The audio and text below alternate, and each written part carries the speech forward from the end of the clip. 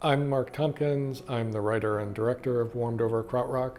My original inspiration was a few different things, all sort of centered around the theme of music. So I settled on setting the movie in a record store in LA, in like Silver Lake or Echo Park, because it was a location that I would know well. I was really trying to draw on firsthand experience of the musicians that I knew in LA, and then seeing how music had changed. Right around 2000, I knew a moment was gone forever. Changing the zeitgeist? People just didn't want to buy overpriced CDs anymore. So when I told people that I was going to be making this movie, everyone said, without fail, so is it just going to be like high fidelity? I felt like, well, the movie can't be high fidelity just because the music world has changed so much since then. You really spend your afternoons here? No, it's quaint. An honest-to-God record store. You should have DJs come in for competitions. We should.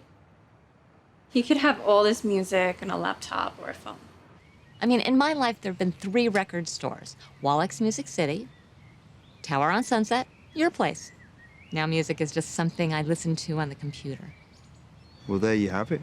I wanted to focus more on the audience, like how do people relate to music in their personal, intimate moments. So it was fun to do a 4-way character study and through each character touch upon music slightly differently. There's Walt, the record store owner, who's a man in his 50s.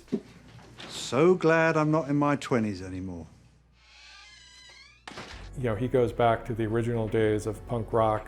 In the 21st century, he's feeling a little at sea, like he doesn't quite know how to relate to music anymore. Music is all I know, man.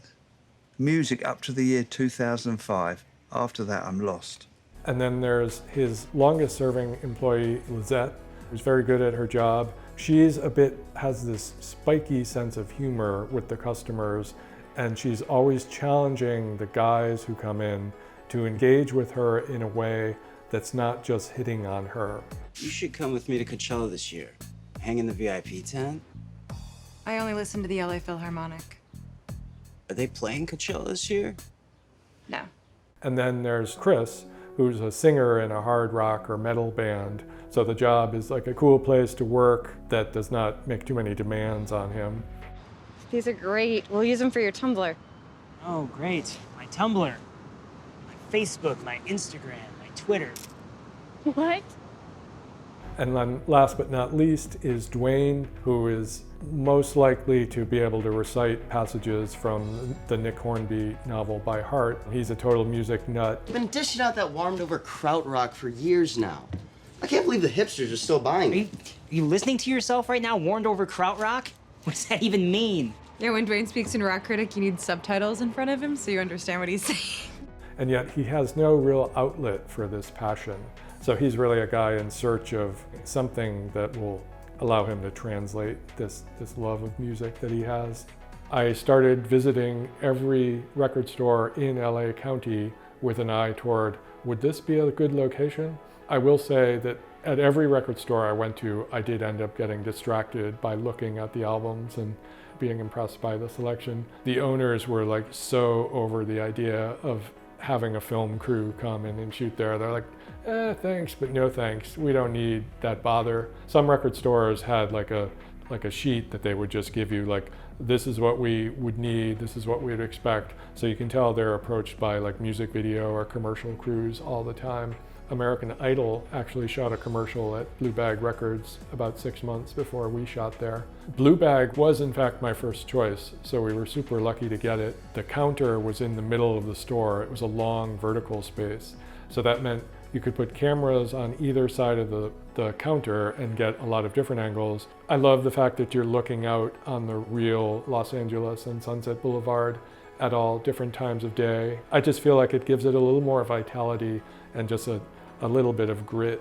And I think it inspired the actors too. It feels very vintage, and it just has a kind of homey atmosphere. For the opening of the movie, we went around town and shot a lot of different record stores. Sadly, some of them have closed, like even a few months after we shot. And I thought, well, this will be kind of a nice snapshot of the moment when some of these stores were here. And of course, we had to get Amoeba music. We shot the old Amoeba on Sunset Boulevard. I know it might seem counterintuitive, spoiler alert, that the record store Essential Music closes at the end of Warmed Over Krautrock. Certainly wasn't my intention to bum anybody out. Now, I don't want any of you getting sentimental. No tears. Partly that happens in the movie because it's a reflection of where Walt is just in his life. Partly too, it was like, when you love an independent space, whether it could be like an indie record store, an indie bookstore, or especially a club or coffee house where you might hear live music, those spaces are very precious, but I feel like they're always endangered and you can never take it for granted. Obviously, Record Store Day has been a driving force in the fact that record stores are more visible and that they've really caught on with younger people. And it's kind of like a funny historical plot twist that vinyl has really caught on with younger listeners, and it's defied all the predictions of how it was going to become extinct. Even with the bittersweet ending of this movie, I hope it will inspire people, get out there, just explore a record store. The best thing about it is just the unplanned discoveries that you make. Do Essential Music. Here, here.